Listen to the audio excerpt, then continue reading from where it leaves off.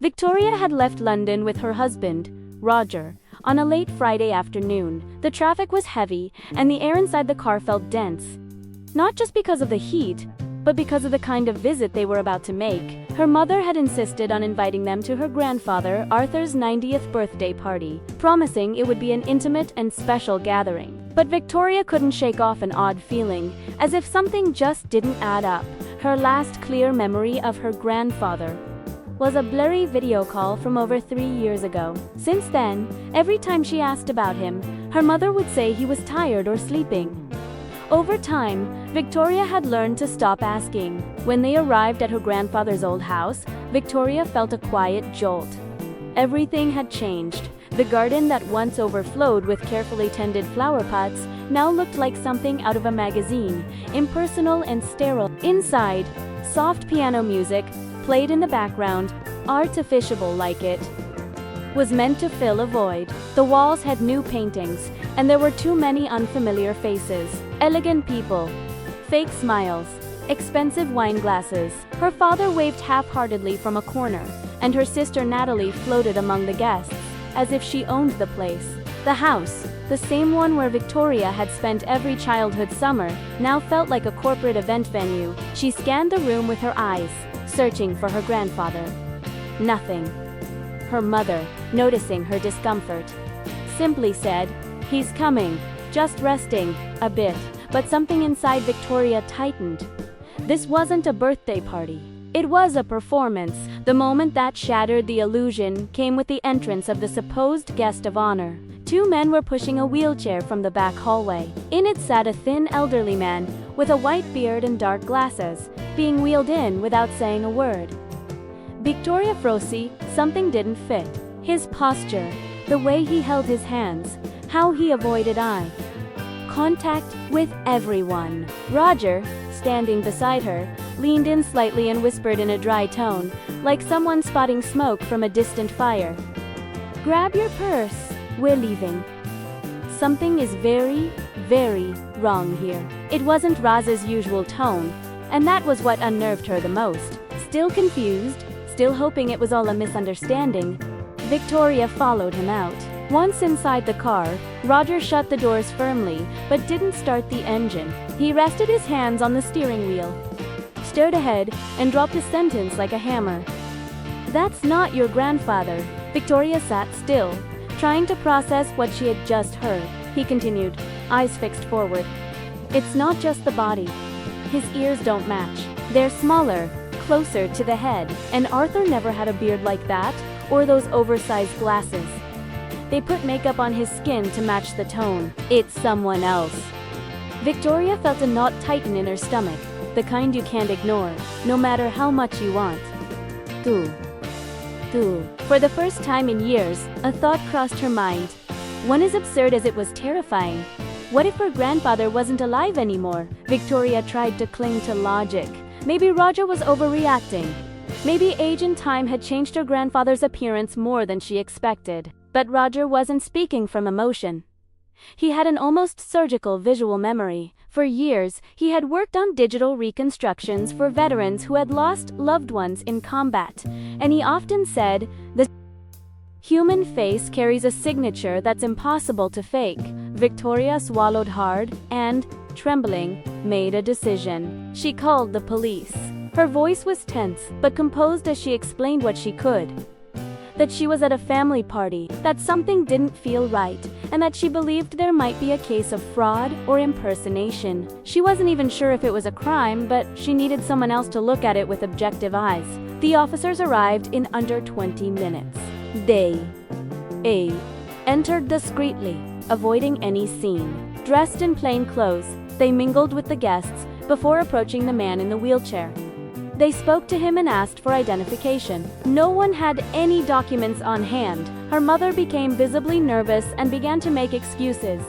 That Grandpa was tired, that he didn't talk much lately, that the papers were put away somewhere. One of the officers asked the man to state his full name. He didn't answer. Then they asked him to raise his right hand. The man hesitated and raised his left. It was a brief moment, but enough to unravel the entire celebration. Nobody said a word, but the discomfort thickened, impossible to ignore. Victoria watched from a corner, her heart pounding as if everything she had repressed for years was suddenly. In the middle of the silence, a voice escaped her own throat, unplanned, involuntary, like an accidental gunshot. "Where is my grandfather?" The question cut through the air. Her mother looked at her, surprised, as if she didn't understand. But Victoria repeated it, this time more firmly. "Where is the real Arthur?" That's when she realized she hadn't had any real contact with him in over 3 years. Just that last quick video call, where his face was barely visible, and then, excuses. That he was sleeping, not feeling well, better not to disturb him. They always made her feel dramatic, exaggerated, guilty for asking, and to avoid conflict, she had learned to stay silent. That night, no one raised a glass. The party went out like a candle in the wind. The guests started to leave without making eye contact, whispering theories to one another. The police took the man in the wheelchair away and interviewed several family members, including Victoria's mother, father, and Natalie. Roger.com and composed, took notes in his small notebook, as if he needed to document every detail of what was happening. Victoria could barely stand. It felt as if the ground had been ripped out from under her, not just because her grandfather might be dead, but because the idea, now growing more certain, that everyone around her had known and chosen to stay silent. That collective silence hurt the most. It wasn't just a lie. It was a conscious erasure of her place in the family. The next morning, an officer called Victoria's phone. Her voice was calm, professional, but not cold. She confirmed what was now impossible to deny. Arthur had passed away in March 2022 of natural causes. His body had been buried in a private cemetery. No public ceremony, no obituary, no official notice sent to anyone outside the immediate family. There had been no will reading, no formal announcement, nothing. The death had been registered, but classified so discreetly that it didn't appear in any common databases. It was an administrative closure, so clean it seemed like someone had tried to erase every emotional trace. A chill ran down Victoria's spine. They hadn't just hidden his death. They had hidden the mourning. They had stolen even her right to grieve. The news exploded on social media in no time. Someone had recorded part of the toast at the party, including the awkward moment when the supposed grandfather didn't respond to anything. The video went viral within hours, under titles like "The creepiest birthday party of the year" and "They pretended grandpa was alive to inherit the house." While comments ranged from mockery to horror to sympathy, what hurt the most was seeing her story turned into a spectacle. Victoria deactivated her social media for a few days.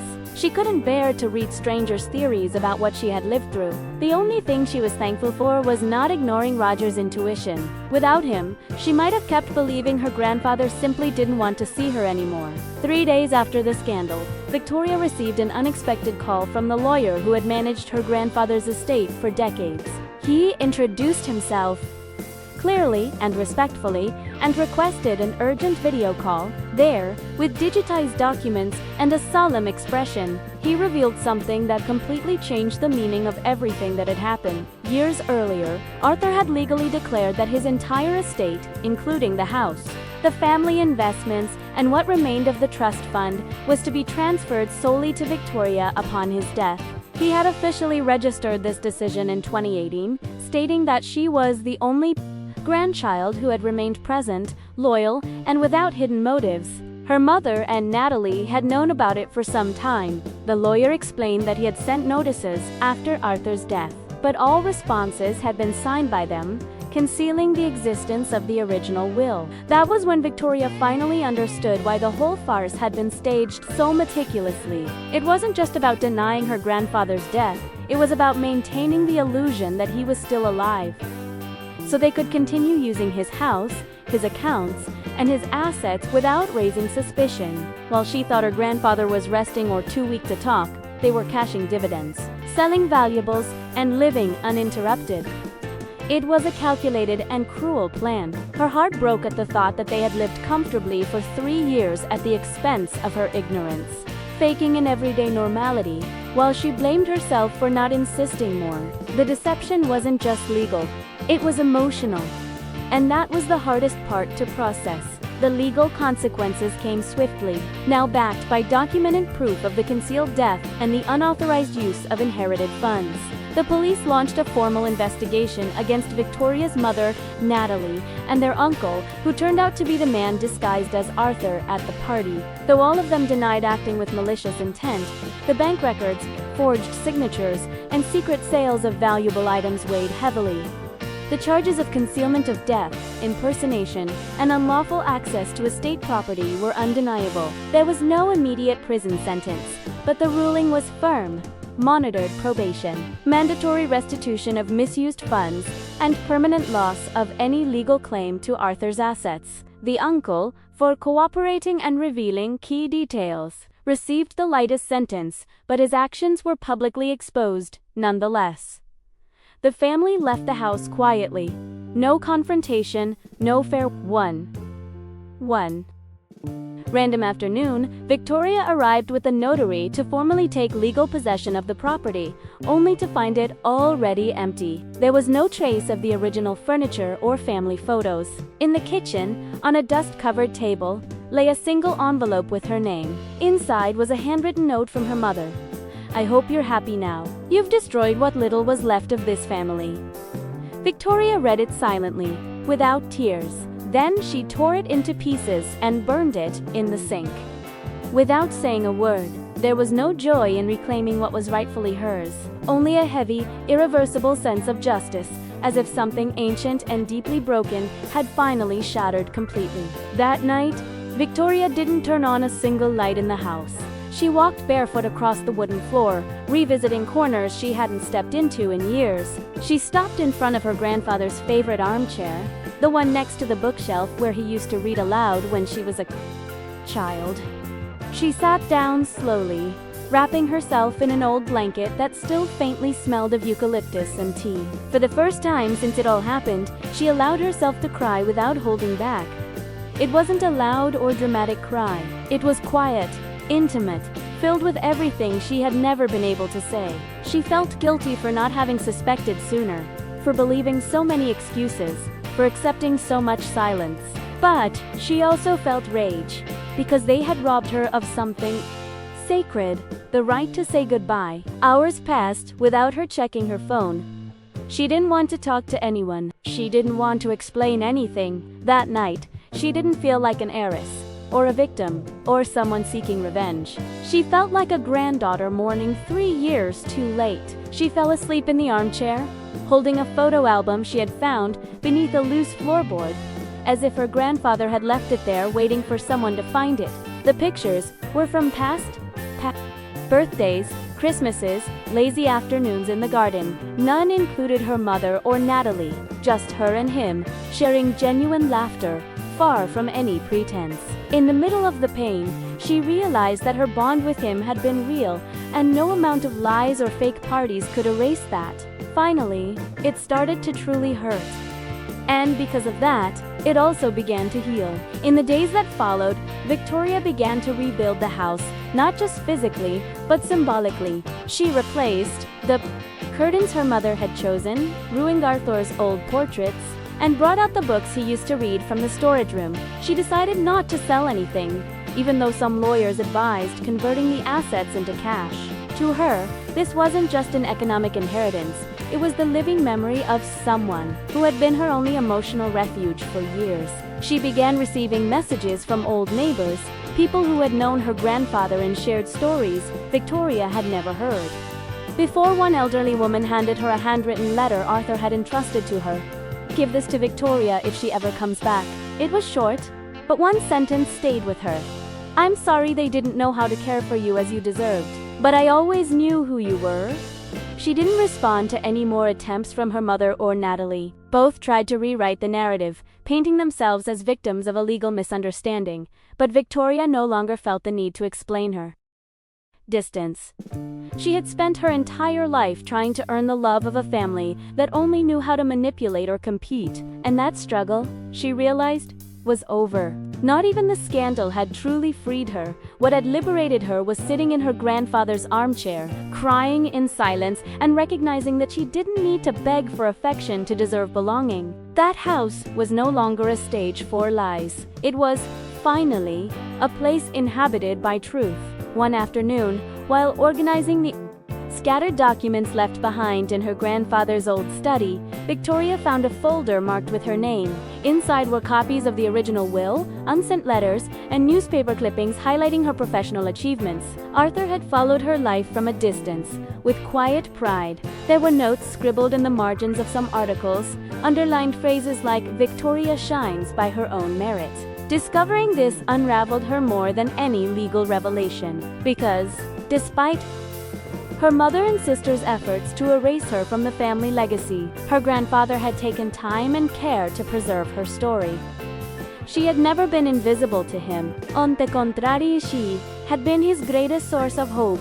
Over time, and without really planning it, Victoria transformed the house into something more than a refuge. She used part of the trust fund to create a community space on the ground floor, where elderly neighbors could gather to read, talk, and connect. She named it the Arthur Room. She didn't do it for redemption or recognition. She did it because now, more than ever, she understood what it meant to be seen without judgment. She wanted others to have what she had been denied for so long. A place to be truly seen, without needing to prove their worth. In that process, she discovered that pain, when faced with honesty, can become the seed of something deeply human. On the one-year anniversary of the party that changed everything, Victoria didn't host any ceremony. She didn't post tributes on social media or send symbolic messages to anyone. She simply woke up early, made a cup of coffee the way her grandfather used to, with a pinch of cinnamon, and sat on the front porch with the photo album on her lap. She looked through the pictures in silence, letting each one speak to her in its own time. She didn't feel hatred. She didn't feel victorious. She felt something deeper. Certainty. Certainty that, despite the attempted manipulation, she had chosen to remain true to her intuition, to her bond, and to her truth. And that, in the end, was her true inheritance. She never set foot in her mother's house again. She didn't attend any more family gatherings, didn't answer any more calls. Not out of resentment, but out of self-preservation. Roger, always steady and discreet, supported her through the entire process without ever seeking attention. Ituasiwo, with that quiet observation, sparked the search for truth. Victoria understood that sometimes real love doesn't come wrapped in grand gestures, but in simple sentences that break chains. That's not your grandfather. Since then, she learned to listen to her own voice more clearly, without seeking validation from those who had always silenced her. What began as a party ended as a reckoning. But for her, above all, it was a liberation.